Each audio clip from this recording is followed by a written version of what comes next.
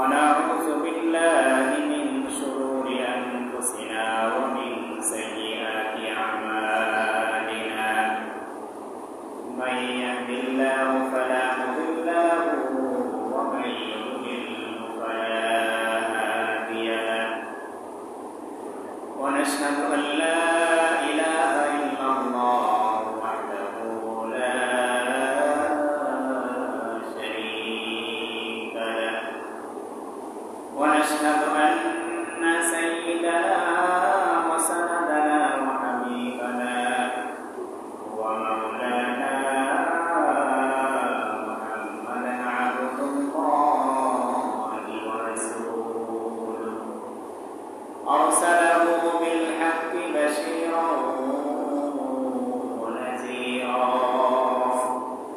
وداعيا إلى الله بإذنه وسراجا وقمرا منيرا أما بعد فقد قال الله سبحانه وتعالى في كلامه المجيد وفي فرقانه الحميد أعوذ بالله من الشيطان الرجيم بسم الله الرحمن الرحيم عما يتساءلون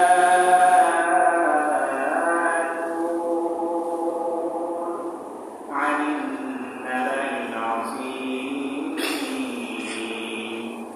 الذي هم فيه مختلفون كلا سيعلمون ثم كلا سيعلمون ألم نجعل الأرض مهادا والجبال أوتادا وخلقناكم أزواجا وجعلنا نومكم سباتا وجعلنا الليل لباسا وجعلنا النهار معاشا وقال رسول الله صلى الله عليه وسلم تركت فيكم أمرين لن تضلوا ما تمسكتم بهما كتاب الله وسنة رسوله أو كما قال رسول الله صلى الله عليه وسلم بلغ العلا بكماله وشف الدجى بجماله حسنت جميع خصاله صلوا عليه وآله আলহামদুলিল্লাহ মহান আল্লাহ পাক রব্বুল আলামিনের দরবারে অসংখ্য অগণিত লক্ষ কোটি শুকরিয়া যে মহান রব্বুল আলামিন আজকে আমাদেরকে মুহররম মাসের পবিত্র সময় আল্লাহ পাকের মহান দুই রাকাত হুকুম আদায় করার জন্য আল্লাহ তাআলা আমাদেরকে অত্র মসজিদে নিয়ে এসেছেন। এই জন্য আমরা সকলে আল্লাহর থেকে শুকরিয়া আদায় করি আলহামদুলিল্লাহ। সম্মানিত মুসল্লিয়ানে কেরাম, আজকে আমরা এই সংক্ষিপ্ত সময়ের মধ্যে যে বিষয়টা নিয়ে কথা শুনব সেটা হলো একজন ইমানদার মুসলমান ব্যক্তি, সে পুরুষ হোক বা নারী হোক, তার 24টা ঘন্টা অর্থাৎ রাত এবং দিন পুরোটা সময় সে কিভাবে পার করবে, কিভাবে 24টা ঘন্টা সময় পার করলে প্রত্যেকটা মুহূর্ত, প্রত্যেকটা সেকেন্ড, প্রত্যেকটা মিনিট, প্রত্যেকটা ঘন্টা ইবাদতের মধ্যে কেটে যাবে। আপনি দুনিয়াবি কাজ করবেন, অফিস আদালতে কাজ করবেন, ব্যবসা বাণিজ্য করবেন, শিক্ষার্থীরা কলেজ বা ভার্সিটি বিদ্যালয়ে যাবে, যে যেই কাজ করুক না কেন, যদি আজকের এই আলোচনাগুলো আমরা বুঝতে পারি তাহলে কাজ আমাদের ঠিকই হয়ে যাবে, সাথে সাথে আমরা নেকি অর্জন করতে পারবো ইনশাআল্লাহ। এই জন্য মোহতারাম হাজরিন, অনেকেই আমরা প্রশ্ন করে থাকি বা অনেকেই বলে থাকি যে 24টা ঘন্টা কোনোভাবে আমলের মধ্যে কাটানো যায় না। আজকে আমরা এই সংক্ষিপ্ত সময়ের মধ্যে এই বিষয়গুলো নিয়ে কথা বলব। 24টা ঘন্টা যদি আমি আপনি ইবাদতের মধ্যে, আমলের মধ্যে, নেকির মধ্যে থাকতে চাই, তাহলে আমাকে আপনাকে শুরু করতে হবে রাত থেকে। কারণ ইসলামে রাতের মাধ্যমে দিনের সূচনা হয়। যখন আজকের সূর্যটা ডুবে যাবে, ডুবার পর থেকে দিনের হিসাব শুরু হয়ে যাবে। আগামীকাল সূর্য ডুবার আগ লাগা এই 24 ঘন্টার সময় হলো একদিন। অর্থাৎ আমরা ইংরেজি হিসাব করি রাত 12টা থেকে পরের দিন রাত 12টা পর্যন্ত 24 ঘন্টা একদিন একটা। কিন্তু আরবি হিজরি সন অনুযায়ী বা ইসলাম সম্মত নিয়ম হলো সন্ধ্যা থেকে, অর্থাৎ সূর্য ডোবা থেকে নিয়ে পরের দিন সূর্য ডোবা পর্যন্ত এটা হলো একদিন একটা। তাহলে আরবিতে বা ইসলাম অনুযায়ী দিনের সূচনাটা হচ্ছে রাতের মাধ্যমে। যখনই সূর্য ডুবে যাচ্ছে সন্ধ্যা ঘনিয়ে আসছে, তো আমাদের আমলটা শুরু করতে হবে ঠিক ওই সন্ধ্যা থেকে। তো যখনই সূর্য ডুবে যাবে, সূর্য ডুবে যাওয়ার পর পরে মাগরিবের আযান হয়ে যায়। আমার আপনার জন্য সর্বপ্রথম কাজ হলো আল্লাহ পাকের সেই ডাকে সাড়া দিয়ে মাগরিবের নামাজ আদায় করা। আমি আপনি যখন মাগরিবের নামাজ আদায় করে ফেলবো, মাগরিবের নামাজ আদায় করার পরে কিছু সুন্নাত ইবাদত রয়েছে। মাগরিবের 2 রাকাত সুন্নাত করার পরে আওয়াবিন 4 রাকাত 2 রাকাত নামাজ রয়েছে। এই নামাজগুলো পড়ার চেষ্টা করা। বিশেষ করে যখন আমি আপনি মাগরিবের নামাজটা শেষ করে ফেলবো, নবীজির সুন্নাত ছিল মাগরিবের পরে এশার আগে, এশার সালাতের আগে উনি রাতের খাবার গ্রহণ করতেন। এশার পরে কখনো উনি রাতের খাবার খেতেন না। এবং ডাক্তাররা বলে যে রাতের খাবার ঘুমের 2 থেকে 3 ঘন্টা আগে খাইলে সে সুস্থ থাকে, স্বাভাবিক থাকে, তার গ্যাস্ট্রিকের কোনো প্রবলেম হয় না। তো নবী আলাইহিস সালাতু ওয়াস সালাম সেটাই করতেন। উনি রাতের খাবারটা এশার নামাজের আগে খাইতেন। তাহলে আমি আপনি যদি এই সুন্নাতটা মানতে পারি, ফলো করতে পারি যে নবীজি যেহেতু রাতের খাবার এশার আগে গ্রহণ করছেন, তো আমি আপনি যদি চেষ্টা করি যে রাতের খাবারটা সুন্নাত অনুযায়ী আমি এশার নামাজের আগেই গ্রহণ করব, তাহলে আমার খাওয়াও হয়ে গেল, আর যে সুন্নাত পালন করার কারণে আমার আপনার আমল নেকি হয়ে গেল। সুবহানাল্লাহ। এবং আমি আপনি সুস্থতার সাথে জীবনযাপন করতে পারলাম। তাহলে অন্যতম একটা সুন্নাত হলো রাত থেকে যখন আমি আপনার সেই আমলটা যখন আমি আপনি শুরু করব, আমার আপনার প্রথম কাজ হবে রাতের খাবারটা এশার নামাজের আগেই গ্রহণ করা। এরপরে যখন এশার নামাজের আযান হয়ে যাবে, একজন মুমিনের জন্য সবচেয়ে গুরুত্বপূর্ণ হলো এশার নামাজের মধ্যে অংশগ্রহণ করা, জামাতের সাথে নামাজটা পড়া। আমি আপনি যখন জামাতের সাথে নামাজ পড়বো, নামাজ পড়ার পরে সুন্নাত বেতের এগুলো পড়ার পরে নবীজির সুন্নাত ছিল এশার নামাজ হয়ে গেছে, উনি আর কোন রকম দুনিয়াবি কোনো গল্প গুজব, কোনো দুনিয়াবি কোনো কাজে উনি মনোনিবেশন করতেন না, উনি ঘুমিয়ে যেতেন। আর আমরা সম্পূর্ণ উল্টা, রাত এশার পর থেকে নিয়ে 2টা 3টা 4টা নাগাদ আমাদের মনে হয় যে দিন শুরু হয়েছে, আমরা সব কিছু কাজ করি। 10টা 11টা সকালে 12টা 1টা কোনো কিছুই না, সন্ধ্যা মনে হয়। কিন্তু নবী আলাইহিস সালাতু ওয়াস সালামের সুন্নাত ছিল উনি যখন এশার সালাত আদায় করে ফেলতেন, দুনিয়াবি কোনো কাজে উনি লিপ্ত হতেন না। যদি ইলমি কোনো ইসলামী কোনো প্রোগ্রাম থাকতো, কোনো দাওয়াতি কোনো প্রোগ্রাম থাকতো, তাহলে উনি কথা বলতেন, নসিহত করতেন, এরপরে দ্রুত সময়ের মধ্যে উনি ঘুমিয়ে যেতেন। তাহলে আমার আপনার জন্য যদি আমি আপনি 24টা ঘন্টা ইবাদতের মধ্যে, নেকির মধ্যে অতিবাহিত করতে চাই, তাহলে সর্বপ্রথম আরেকটা কাজ হলো এশার নামাজের পরে যত দ্রুত সম্ভব ঘুমিয়ে যাওয়া। এবং এই ঘুমের পূর্বে নবী আলাইহিস সালাতু ওয়াস সালাম যে সুন্নাতগুলো পালন করতেন, অনেক সুন্নাত রয়েছে, হাদিসের মধ্যে ধারাবাহিক বর্ণনাগুলো এসেছে। নবী আলাইহিস সালাতু ওয়াস সালাম কি করতেন? ঘুমের পূর্বে যখন উনি ঘুমাতে যাবেন, উনি মিসওয়াক করতেন। মিসওয়াক করে উনি ঘুমাতে যাইতেন। আমরা অনেকে ব্রাশ করে ঘুমাতে যাই, কিন্তু মিসওয়াক করলে এর মধ্যে ফজিলত বেশি। কারণ নবীজি হাদিসের মধ্যে বলেছেন, আসওয়াকু মাতহারাতুল লিল ফাম ওয়া মারদাতুল লির রব। নবী আলাইহিস সালাতু ওয়াস সালাম বলেছেন যে মিসওয়াক হলো মুখ পরিষ্কারের অন্যতম একটা মাধ্যম এবং আল্লাহ পাকের সন্তুষ্টি অর্জনের অন্যতম আরেকটি মাধ্যম। সুবহানাল্লাহ।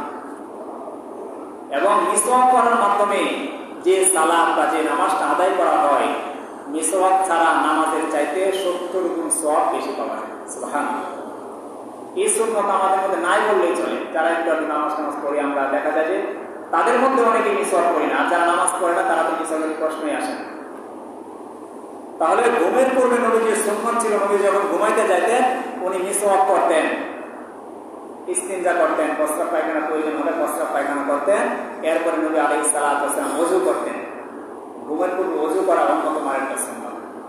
মিসওয়াক করার পরে ইস্তিনজা করে নবী আলাইহিস সালাতু ওয়াস সালাম ওযু করতেন। এরপরে যখন রুমে আসতেন, রুমে আসার পরে আরেকটা সুন্নাত পালন করতেন নবীজি, বিছানাটাকে ঝাড়ু দিতেন।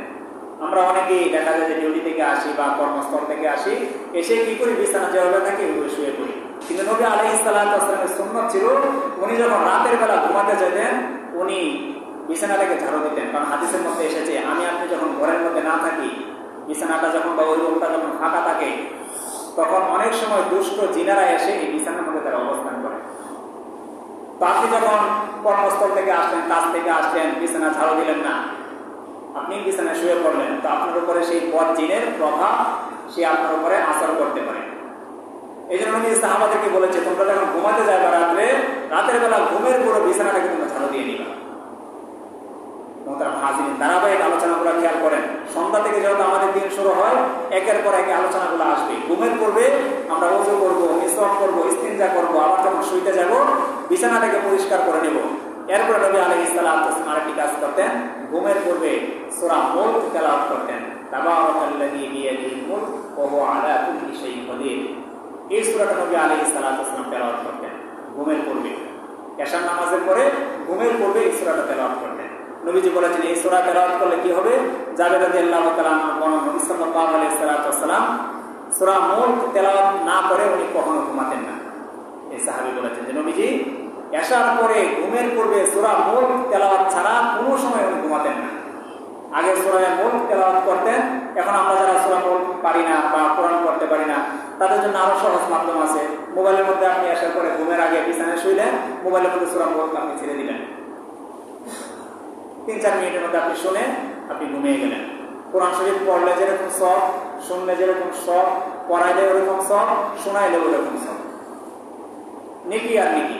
আপনি কোরআন পড়তে পারেন না, মোবাইলের মধ্যে শুনলেন, বালিশের পাশে মোবাইলটা রেখে দিলেন, সূরা মুলক ছেড়ে দিলেন, আপনি শুনতে শুনতে ঘুমিয়ে গেলেন। তাহলে নবী আলাইহিস সালাতু ওয়াস সালাম রাতে যখন ঘুমাইতে যাইতেন উনি সূরা মুলক তেলাওয়াত করে ঘুমাতেন। এরপরে উনি কি করতেন, এবং এই সূরা নবী আলাইহিস সালাতু ওয়াস সাহাবী বলেছেন, এই সূরা কেন তেলাওয়াত করতেন? কারণ এই জন্য যে কিয়ামতের দিন আল্লাহ পাকের সাথে এই সূরা ঝগড়া করবে। এই সূরা ফেরেশতাদেরকে বলবে, আল্লাহকে বলবে যে তুমি তোমার এই বান্দাকে মাফ করে দাও, তুমি এই বান্দাকে মাফ করে দাও এবং তাকে তুমি জান্নাতের ফয়সালা করে দাও। যতক্ষণ পর্যন্ত আল্লাহ তাআলা এই সূরা মুলক তেলাওয়াতকারী ব্যক্তির ব্যাপারে জান্নাতের ফয়সালা না করবে, ততক্ষণ পর্যন্ত আল্লাহ পাকের সাথে সে বাদানুবাদ করতে থাকবে, কথাবার্তা বলতে থাকবে।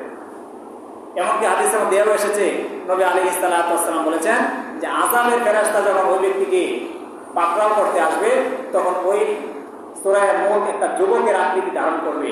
যুবকের আকৃতি ধারণ করে ফেরেশতাদেরকে দূরে ঠেলে দিবে, যেন এই ব্যক্তিকে আযাবের ফেরেশতা পাকড়াও করতে না পারে।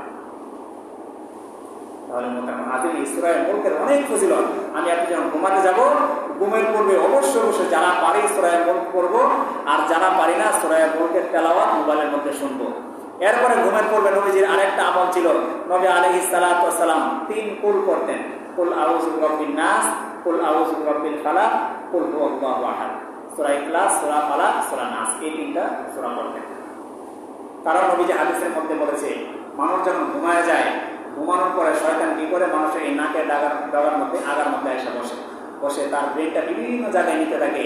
অনেক সময় ভয়ের স্বপ্ন দেখায়, অনেক সময় দেখায় সাপে দৌড়াইতেছে, অনেক সময় দেখা যায় উপর থেকে পড়ে যাচ্ছে, পেরেশানি, অনেক সময় কান্না করে ঘুম থেকে ঘুম ভাঙে, স্বপ্নে অনেক কিছু দেখায় শয়তান। কিন্তু নবীজি বলেন, যারা ঘুমের পূর্বে এই 3 কুল করে ঘুমাবে, আল্লাহ পাক রব্বুল আলামিন তাদেরকে এরকম দুঃস্বপ্ন থেকে হেফাজত করবে। সুবহানাল্লাহ। তাই এই 3টা সূরা তো আমরা অবশ্যই পারি না আমরা? সূরা নাস, সূরা ফালাক, সূরা ইখলাস। ঘুমের পূর্বে আজকে থেকে এগুলো পড়ে আমরা ঘুমাবো। এটা নবীজির অন্যতম আরেকটা সুন্নাত ছিল। এরকম ভাবে নবী আলাইহিস সালাতু ওয়াস সালাম আরেকটা সূরা পড়েন, সূরা কাফিরুন, কুল ইয়া আইয়ুহাল কাফিরুন। নবীজি বলেছেন, যারা এটা নিয়মিত ঘুমের পূর্বে পড়বে, আল্লাহ তাআলা তাদেরকে শিরকের খাতা থেকে নাম কেটে দিবে। আমরা অনেক সময় আল্লাহকে শিরক করে ফেলি, যে অমুক জিনিসটা না থাকলে হয়তো আমি চলতে পারতাম না, এটা না হলে হয়তো এটা হতো, এগুলা আল্লাহ পাকের সাথে শিরক হয়ে যায়। কিন্তু যারা ঘুমের পূর্বে নিয়মিত সূরা কাফিরুন তেলাওয়াত করবে, আল্লাহ তাআলা তাদেরকে এরকম শিরক থেকে হেফাজত করবেন। ঘুমের পূর্বে নবী আলাইহিস সালাতু ওয়াস সালাম আরেকটা যে আমল করতেন, সেটা হলো উনি আয়াতুল কুরসি পাঠ করতেন। আমরা অনেকে মুখস্থ করেছি, অনেকে পারি না। আয়াতুল কুরসি যারা মুখস্থ পারি ঘুমের পূর্বে অবশ্যই পড়বো, যারা মুখস্থ পারি না তারা মোবাইলের মধ্যে শুনবো। এই প্রত্যেকটা আমল কিন্তু আমার আপনার জন্য রাতের ঘুমের পূর্বের আমল। নবী আলাইহিস সালাতু ওয়াস সালাম 24টা ঘন্টা ইবাদতের মাধ্যমে সাহাবায়ে কেরামকে কিভাবে কাটাতে বলেছেন, এই আমলগুলো আপনি যদি খেয়াল করেন তাহলে আপনার প্রতিটা মুহূর্ত ইবাদতের মধ্যে কেটে যাবে। তাহলে ঘুমের পূর্বে অন্যান্য ইবাদতের পাশাপাশি নবী আলাইহিস সালাতু ওয়াস সালাম আয়াতুল কুরসি পাঠ করতেন, কারণ আয়াতুল কুরসির অনেক ফজিলত।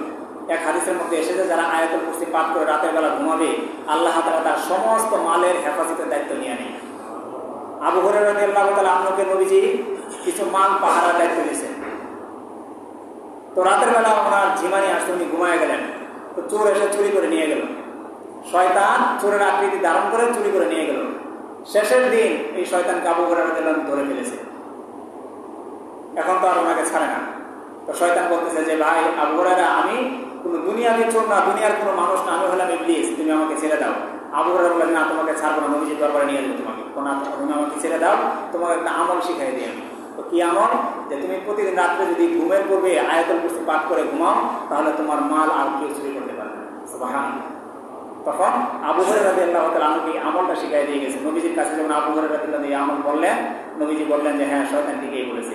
যদিও সে সবসময় মানুষকে ধ্বংসের পথে মিথ্যার পথে আহ্বান করে, কিন্তু আজকের রাতে তোমাকে যে আমলটা শিখাই দিয়ে গেছে এটা সে 100 সঠিক আমল শিখাই দিয়ে গেছে। সুবহানাল্লাহ। এই জন্য আমরা যারা রাতের বেলা ঘুমাতে যাই বা বিভিন্ন কর্মস্থলে থাকি, বিভিন্ন জায়গায় থাকি, আয়াতুল কুরসিটা পড়ে নিব। বিশেষ করে আমরা যারা ডিউটি করি, মেডিসিন ডিউটি করি বা বিভিন্ন জায়গায় আমরা দেখা যায় আনসার যারা আছে আমরা ডিউটি করি, তো অনেক সময় আমাদের জীবনে আসে, এরকম ঘুম চলে আসে। তো আপনি আশার নামাজের পর পরে আয়াতুল কুরসিটা এই নিয়তে পড়ে নেবেন যে নবীজি যেহেতু বলেছে মালের হেফাজত আল্লাহ তাআলা করবো, তো আমি যেহেতু দায়িত্বে আছি, আমি তো মানুষ, আমার যে কোনো সময় ঘুম চলে আসতে পারে, তো অনাকাঙ্ক্ষিত হবে কোনো ক্ষতি যেন না হয়ে যায়, এই আমলের উপরে নিয়াত করে আপনি যে আমলটা করেন আল্লাহ তাআলা আপনাকে হেফাজত করবেন। তাহলে ঘুমের পূর্বে আমার আপনার জন্য অন্যতম আরেকটা আমল হলো আয়াতুল কুরসি পাঠ করা। সর্বশেষ ঘুমের পূর্বে আরেকটা আমল হলো সূরা বাকারার শেষ 3 আয়াত তেলাওয়াত করা। এই শেষ 3 আয়াতে বিশেষ ফজিলত, অনেক ফজিলত রয়েছে। নবীজি যখন মেরাজের রাত্রিতে মেরাজ করতে গিয়েছিলেন, দুনিয়ার আকাশ থেকে সপ্তম আসমান পাড়ি দিয়ে আল্লাহ পাকের দিদারে, আল্লাহ পাকের সান্নিধ্যে গিয়েছিলেন। আল্লাহ তাআলা নবীজিকে অনেক ধরনের হাদিয়া দিয়েছিলেন, অনেকগুলো উপহার দিয়েছিলেন, 5 ওয়াক্ত নামাজ দিয়েছিলেন, বিভিন্ন উপহার হাদিয়া দিয়েছিলেন। এর মধ্যে অন্যতম হাদিয়া ছিল এই সূরা বাকারার শেষ 3টি আয়াত। এই জন্য মোহতারাম হাজরিন, নবী আলাইহিস সালাতু ওয়াস সালাম প্রতি রাতে উনি এই সূরা বাকারার শেষ 3 আয়াত তেলাওয়াত করে ঘুমাতেন। কারণ নবীজি বলেছেন যারা এই শেষ 3 আয়াত ঘুমাবে সারা রাত সমস্ত বালা মুসিবত থেকে আল্লাহ তাআলা তাদেরকে হেফাজত করবেন। সুবহানাল্লাহ। এগুলো হলো ঘুমের পূর্বে আমার আপনার জন্য রাতের আমল। এরকম ভাবে ঘুমের পূর্বে আরেকটা আমল হলো 3 তাসবিহ পাঠ করা, তাসবিহে ফাতিমি পাঠ করা। তাসবিহে ফাতিমি কি? সুবহানাল্লাহ 33 বার, আলহামদুলিল্লাহ 33 বার, আল্লাহু আকবার 34 বার, লা ইলাহা ইল্লাল্লাহ পুরাটা একবার, এই হলো মোট 100 বার। নবী আলাইহিস সালাতু ওয়াস সালামের পরিজাত পুত্র ফাতেমা রাদিয়াল্লাহু তাআলা আনহা, উনি পরিবারের সংসারে কাজ করতেন, কিন্তু উনি কাজ সামলাতে পারতেন না। উনি ওনার বাবার কাছে গিয়ে বললেন যে আপনি আমাকে এটা বাদি দেন যেন আমার কাজে সহযোগিতা করতে পারে। নবীজি তাকে কোনো প্রকার বাদি দেন নাই। কিছুক্ষণ পরে নবীজি ওনার ঘরে আসলেন, এসে বললেন ফাতেমা, তুমি আমার কাছে বাদি চাইতে গিয়েছিলে কাজের সহযোগিতার জন্য, আমি কি তোমাকে বাদির চাইতে উত্তম একটা আমল শিখাই দিব না? ফাতেমা রাদিয়াল্লাহু তাআলা বললেন অবশ্যই শিখিয়ে দেন। তখন নবীজি বললেন তুমি যদি প্রতিদিন ঘুমের পূর্বে অথবা 5 ওয়াক্ত নামাজের পরে তুমি তাসবিহে ফাতিমি 33 বার সুবহানাল্লাহ, 33 বার আলহামদুলিল্লাহ, 34 বার আল্লাহু আকবার, এটা যদি তুমি পাঠ করো তাহলে আর তোমার গোলাম বাদির প্রয়োজন হবে না। সুবহানাল্লাহ। মুহাদ্দিসিনে কেরাম এই হাদিসের ব্যাখ্যা করেছে যারা নিয়মিত এই আমলটা করবে ঘুমের পূর্বে অথবা 5 ওয়াক্ত নামাজের পরে, আল্লাহ তাআলা শারীরিকভাবে তাদেরকে অন্যান্য মানুষের চাইতে আরো বেশি সক্ষমতা দান করবে, বেশি কাজ করবে, কিন্তু তারা হাঁপিয়ে যাবে না, তারা ক্লান্ত হবে না। সুবহানাল্লাহ। এই জন্য মোহতারাম হাজরিন, এই যে রাতের অনেকগুলো আমল বললাম, এগুলো থেকে আমরা অল্প অল্প কিছু আমল যদি নিয়মিত করতে পারি, দেখা যাবে যে রাতের মুহূর্তটা, প্রতিটা মুহূর্ত আমার আপনার জন্য ইবাদতের মধ্যে কেটে যাবে। এই আমলগুলো করে আমি আপনি যখন ঘুমিয়ে যাব, আবার যখন ফজরের নামাজটা পড়বো, এশার নামাজ এবং ফজরের নামাজ আমি জামাতের সাথে পড়তে পারি। নবীজি বলেছেন যারা এশার পরে এশার জামাতের সাথে নামাজ পড়ে ঘুমিয়ে যায়, আবার ফজরের সময় উঠে ফজরের নামাজটা পড়ে, তাহলে ওই ব্যক্তি সারা রাত যদি জেগে তাহাজ্জুদের নামাজ পড়তে যে পরিমাণ সওয়াব হইতো, আল্লাহ তাআলা তার আমল নামে সেই পরিমাণ নেকি দিয়ে দেবেন। সুবহানাল্লাহ। আপনি সারা রাত ঘুমাবেন, কিন্তু ঘুমের আগে আপনি এশার নামাজ জামাতের সাথে পড়ছেন, আবার ঘুম থেকে উঠে ফজরের নামাজ পড়ছেন, সারা রাত আরামের ঘুমও হইলো, আবার দেখা যায় জামাতের সাথে নামাজ পড়ার কারণে আপনার সারা রাত ইবাদতের মধ্যে কেটে গেল, আপনার নেকির পাল্লা আমলের মাধ্যমে বাড়ি হয়ে গেল। সুবহানাল্লাহ। এগুলো হলো মোটামুটি রাতের আমল। অনেক সময় দেখা যায় আমরা রাতে যখন ঘুমাতে যাই, ঘুমের পরে আমরা ঘুমের মধ্যে অনেকে স্বপ্ন দেখি। স্বপ্ন মূলত 3 ধরনের। আমরা যখন ঘুমাই, ঘুমানোর সাথে সাথে সারাদিন আমি আপনি যে কাজ করেছি, যে সংকল্প ইচ্ছা করেছি, এগুলা মনে করেন যে আমার মনের মধ্যে, আমার আপনার মনের মধ্যে উঠতে থাকে। এটা এক ধরনের স্বপ্ন। আরেকটা হলো আল্লাহ পাকের পক্ষ থেকে যদি তার সামনে বিপদ বা কোনো এরকম কোনো সুসংবাদ তাকে আল্লাহ তাআলা স্বপ্নের মাধ্যমে অনেকে এটা জানিয়ে দেয়। 3 নম্বর হলো শয়তানের পক্ষ থেকে, সে মুমিন বান্দাদেরকে বিভিন্ন ভয় ভীতি, বিভিন্ন কিছুর মাধ্যমে ভয় দেখায় শয়তান মানুষদেরকে। তো নবী আলাইহিস সালাতু ওয়াস সালাম বলেছেন, যদি শয়তান এরকম ভাবে কোনো মুমিনকে ভয় দেখায় স্বপ্নের মাধ্যমে, সে যখন তার ঘুম ভেঙে যায় সে 4টা কাজ করবে। প্রথম কাজ হলো নবীজি বলেছেন, ঘুম ভাঙার সাথে সাথে বাম পাশে 3 বার থুতু ফেলবে। কি করবেন? বাম পাশে 3 বার। অনেক সময় দেখা যায় আমরা ঘুম থেকে আচমকা স্বপ্ন থেকে ভয়ে ঘুম ভেঙে যায়, তখন সাথে সাথে কি করবো? বাম পাশে 3 বার থুতু ফেলবে। এটা হলো প্রথম কাজ। এরপর নবীজি বলেন, আউযু বিল্লাহি মিনাশ শাইতানির রাজিম, এইটা পড়া, বারবার এটা পড়তে থাকা। আউযু বিল্লাহি মিনাশ শাইতানির রাজিম, হে আল্লাহ পাপিষ্ঠ শয়তান থেকে তুমি আমাকে হেফাজত করো। 3 নম্বরে নবীজি বলেন, ওযু করে প্রয়োজনে 2 রাকাত 4 রাকাত নামাজ পড়ে নেওয়ার সাথে সাথে। 4 নম্বরে নবী আলাইহিস সালাতু ওয়াস সালাম বলেন, সে যে স্বপ্নটা দেখেছে এই স্বপ্নটা যার তার কাছে না বলা, কাছের মানুষের কাছে বলা, অথবা স্বপ্নের ব্যাখ্যা সম্পর্কে যারা অবগত আছে তাদের কাছে বলা। কারণ আমি আপনি যখন কোনো স্বপ্ন দেখি, এই স্বপ্নটা যতক্ষণ পর্যন্ত কারো কাছে না বলি বা বলার পরে সে যতক্ষণ পর্যন্ত ব্যাখ্যা না করে, ততক্ষণ পর্যন্ত এই স্বপ্নটা আকাশের মধ্যে এরকম দোদুল্যমান থাকে, দুলতে থাকে, না উপরে যায় না নিচে আসে। যখন আপনি এরকম একজন মানুষের কাছে বলে দিলেন আর সে বললো যে হ্যাঁ এটা ওরকম হতে পারে, তখন ওই দিকে স্বপ্নটা দাবিত হয়ে যায়। এই জন্য স্বপ্নের কথা, স্বপ্নে আমরা যা দেখি এগুলা যার তার কাছে না বলা, বরং স্বপ্ন সম্পর্কে যারা বিজ্ঞ অথবা আপন মানুষ যারা আছে তাদের কাছে বলা। যারা আপনাকে কুপথে বা বিপদের পথে আপনাকে নিক্ষেপ করবে না তাদের কাছে বলা, যার তার কাছে না বলা। এই 4টা কাজ করা। স্বপ্ন দেখার পরে সাথে সাথে বাম পাশে 3 বার থুতু ফেলা, আউযু বিল্লাহি মিনাশ শাইতানির রাজিম পড়া, প্রয়োজনে 2 রাকাত 4 রাকাত সালাত পড়া, এবং স্বপ্নটাকে যার তার কাছে না বলা, বরং যারা স্বপ্নের ব্যাপারে বিজ্ঞ তাদের কাছে স্বপ্নের কথা বলা। মোহতারাম হাজিরিন, এরপরে যখন আমি আপনি ঘুম থেকে উঠবো, আমরা যেহেতু 24 ঘন্টার আমলের কথা বলতেছি, এগুলো রাতের আমল চলতেছে। যখন আমি আপনি ঘুম থেকে উঠবো, ঘুম থেকে ওঠার পরে আমার আপনার জন্য সাথে সাথে কাজ হলো দোয়া করে নেওয়া, আলহামদুলিল্লাহিল্লাযী আহইয়ানা বা'দা মা আমাতানা ওয়া ইলাইহিন নুশুর। এই দোয়াটা করে নেওয়া। কারণ আপনি যখন এই দোয়াটা করবেন, আপনি যখন ঘুমাইছিলেন, রাতের আমলগুলো না করে যখন কোনো ব্যক্তি ঘুমিয়ে যায়, শয়তান এসে তার সেই মাথার মধ্যে 3টা গিট দেয়, যার কারণে দেখা যায় যে যখন আমার আপনার ঘুম ভাঙে ফজরের সময়, শরীরটা ম্যাচ করে, ঘুম ভাঙতে চায় না, মানে এত ক্লান্ত লাগে, মানে ঘুম থেকে উঠতে একদম মন চায় না। ওই যে আপনি রাতের বেলা যে আমলগুলো ছিল সেই আমলগুলো আপনি করেন নাই, যার কারণে শয়তান সারা রাত আপনার উপরে বিচরণ করেছে। কিন্তু আপনি যখন ক্লান্তিটাকে ফেলে দিয়ে ফজরের আজানের সময় ঘুম থেকে উঠে গেলেন, ওটার সাথে সাথে যখন আপনি দোয়া করলেন, সাথে সাথে শয়তান যে আপনাকে 3টা গিট দিয়েছিল, একটা গিট খুলে যায়। সুবহানাল্লাহ।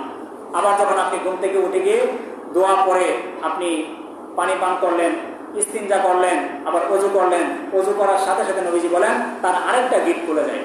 আবার যখন সে ওযু করে রুমে এসে বা মসজিদে এসে 2 রাকাত 4 রাকাত তাহাজ্জুদের নামাজ, অথবা যদি ফজরের ওয়াক্ত হয়ে যায় ফজরের 2 রাকাত নামাজ, সুন্নাত নামাজ সে পড়ে নেয়, সাথে সাথে 3 নাম্বার গিট খুলে যায় এবং তার শরীর থেকে সমস্ত প্রকারের অলসতা দূর হয়ে যায়। সুবহানাল্লাহ। কারণ নবী আলাইহিস সালাতু ওয়াস সালাম বলেছেন, যারা ফজরের সময় উঠে ফজরের পূর্বে 2 রাকাত সুন্নাত নামাজ পড়বে, 2 রাকাত সুন্নাত নামাজের মূল্য এতই যে নবীজি বলেছেন, দুনিয়া এবং দুনিয়ার মধ্যে যাহা কিছু আছে সমস্ত কিছুর মূল্য যদি একত্রিত করা হয় আর ফজরের 2 রাকাত যদি মূল্য একত্রিত করা হয়, তাহলে ফজরের 2 রাকাত সুন্নাতের মূল্যই বেশি হয়ে যাবে। সুবহানাল্লাহ। তাহলে মোহতারাম হাজির, ঘুম থেকে ওঠার পরে আমার আপনার জন্য সর্বোত্তম কাজ হবে দোয়া করে নেওয়া, ওযু করা, এরপরে ফজরের 2 রাকাত সুন্নাত নামাজ পড়া। এরপরে যখন ফজরের নামাজ আমি আপনি করে ফেলবো, ফজরের নামাজের পরে আমার আপনার জন্য কিছু আমল নিয়েছে। সালাম ফিরানোর সাথে সাথে আস্তাগফিরুল্লাহ, সালাম ফিরানোর সাথে সাথে প্রথমে আল্লাহু আকবার বলা 1 বার, এরপরে ইস্তিগফার আস্তাগফিরুল্লাহ বলা 3 বার, এরপরে বিভিন্ন দোয়া, লম্বা দোয়া হাদিসের মধ্যে এসেছে। নবীজি বলেছেন আউযু বিকালিমাতিল্লাহি তাম্মাতি মিন শাররি মা খালাক, একটা দোয়া রয়েছে। ফজরের নামাজের পরে সালাম ফেরানোর পরে এই দোয়াটা পড়া। এই দোয়াটা পড়লে কি হবে? নবীজি বলেছেন হঠাৎ বিপদ আপদ থেকে, সারাদিন যদি সে কোনো বিপদ আপদের তার তকদিরের থেকে থাকে, আল্লাহ তাআলা এই হঠাৎ বিপদ আপদ থেকে তাকে হেফাজত করবেন। সুবহানাল্লাহ। এরপর নবীজি বলেন বিসমিল্লাহিল্লাযী লা ইয়াদুররু মা ইসমিহি শাইউন ফিল আরদি ওয়ালা ফিস সামাই ওয়া হুয়াস সামিউল আলীম। এই দোয়াটা পড়ে নেওয়া। এই দোয়া পড়লে কি হবে? নবীজি বলেন যে সন্ধ্যা পর্যন্ত আল্লাহ পাক রব্বুল আলামিন তাকে সমস্ত ধরনের বিপদ আপদ থেকে হেফাজত করবেন। এরপর নবীজি বলেন যে আরেকটা দোয়া পড়া, সুবহানাল্লাহি ওয়া বিহামদিহি আদাদা খালকিহি ওয়া রিদা নাফসিহি ওয়া জিনাতা আরশিহি ওয়া মিদাদা কালিমাতিহি। এই দোয়ার ফজিলত কি? হাদিসের মধ্যে এসেছে নবী আলাইহিস সালাতু ওয়াস সালামের অন্যতম স্ত্রী জুয়াইরিয়া রাদিয়াল্লাহু তাআলা আনহা, নবীজি ওনার ঘর থেকে বের হয়ে ফজরের সময় নামাজে গেলেন। নামাজ পড়ে উনি আমল গোলা করে বাসায় ফিরে আসলেন। এসে দেখলেন যে ওনার স্ত্রী আমল করতেই আছে, দোয়া করতে আছে। নবীজি বললেন যে তুমি এতক্ষণ কি আমল করতেছো? জুয়াইরিয়া রাদিয়াল্লাহু তাআলা আনহা বললেন যে অমুক অমুক আমল করতেছি। নবীজি বললেন যে তুমি এতক্ষণ এই যে 2-3 ঘন্টা যে আমল গোলা করছো, এই 2-3 ঘন্টা আমল করার পরিবর্তে তোমাকে আমি একটা দোয়া শিখাই দিই। এই দোয়াটা তুমি যদি 7 বার পড়ো, তাহলে 3 ঘন্টা বা 2 ঘন্টা আমল করে যে পরিমাণ নেকি তুমি অর্জন করছো, এই একটা দোয়ার মাধ্যমে তুমি সেই পরিমাণ নেকি অর্জন করতে পারো। সুবহানাল্লাহ। নবীজি বললেন যে তুমি ফজরের নামাজের পরে এই দোয়াটা 7 বার পড়বা, সুবহানাল্লাহি ওয়া বিহামদিহি আদাদা খালকিহি ওয়া রিদা নাফসিহি ওয়া জিনাতা আরশিহি ওয়া মিদাদা কালিমাতিহি। যারা পারে না এটা মুখস্থ করে নিতে পারি। এরপরে ফজরের পরে আরো বিভিন্ন আমল রয়েছে। 10 বার দুরূদ শরীফ পড়া, সন্ধ্যায় মাগরিবের পরে, ফজরের পরে নবী আলাইহিস সালাতু ওয়াস সালাম দুরূদ শরীফ পড়া, সাইয়্যিদুল ইস্তিগফার পড়া, এরকম বিভিন্ন আমল রয়েছে। এরপরে যখন সূর্য উঠে যাবে, সূর্য ওঠার পরে কোনো ব্যক্তি যদি 2 রাকাত 4 রাকাত ইশাকে নামাজ পড়ে, প্রতি 2 রাকাতে আল্লাহ পাক রব্বুল আলামিন তার আমল নামায় একটা কবুল উমরা এবং একটা কবুল হজের সওয়াব তার আমল নামায় দিয়ে দিবেন। ফজরের পর থেকে আমল করা। এরপর যখন আপনি এশাকে নামাজ পড়ে ফেলবেন, এরপর নাস্তা করলেন, যারা চাকরিজীবী অফিস চলে গেল, যারা ব্যবসায়ী তারা ব্যবসা কাজে চলে গেল, যারা স্টুডেন্ট তারা ভার্সিটি বিদ্যালয়ে চলে গেল। আবার যখন জোহরের আজান হবে, তখন নবীজির সুন্নাত ছিল জোহরের সালাত আদায় করে খাওয়া দাওয়া করে উনি কাইলুলা করতেন, অল্প সময় বিশ্রাম করতেন। এটা নবীজির অন্যতম একটা সুন্নাত। এরপরে যখন আসরের সময় হয়ে যাবে, আসরের সালাত আদায় করা, আসরের পরে একটু হাঁটাহাঁটি, একটু এরকম আনন্দ বিনোদন, ইসলাম শরীয়ত মোতাবেক যেগুলোকে হালাল করেছে এই সমস্ত কাজ করা। এরপরে যখন মাগরিবের আজানের সময় হয়ে যাবে, ঠিক পূর্ব মুহূর্তে নবীজি 5 মিনিট 7 মিনিট 10 মিনিট দোয়া করতেন। কারণ সূর্য ডোবার পরে আল্লাহ পাক ওই সময়টাতে বান্দার দোয়াগুলোকে কবুল করে থাকেন। তাহলে মুহতারাম হাজির, এই যে সন্ধ্যা থেকে নিয়ে পরের দিন সন্ধ্যা পর্যন্ত 24টা ঘন্টা সময়ে যে আমলগুলো বললাম, এর মধ্যে আরো অনেক আমল রয়েছে। অল্প সময়ের মধ্যে এতগুলো বলে শেষ করা যায় না। তো আমরা যে আমলগুলোর কথা বললাম, এই আমলগুলো থেকে যদি অল্প পরিমাণ আমরা নিয়মিত আমল করতে পারি, এখন থেকে যদি অল্প পরিমাণ আমল নিজের মধ্যে ফিট করতে পারি, তাহলে একটা সময় দেখা যাবে যে আস্তে আস্তে করতে করতে আমলের পাল্লা অনেক বাড়ি হয়ে যাবে। আল্লাহ পাক রব্বুল আলামিন যেন আমাদের সবাইকে সকাল থেকে নিয়ে সন্ধ্যা, সন্ধ্যা থেকে আবার সেই সকাল 24টা ঘন্টা যেন এই আমলগুলোর মাধ্যমে আমলগুলা করে যেন সময়টাকে পার করতে পারি। আল্লাহ তাআলা সবাইকে তৌফিক দান করুক এবং সকলে আমলগুলোকে আল্লাহ তাআলা কবুল করুক। যারা সুন্নাত মেনে তাদেরকে সুন্নাত করে নিন।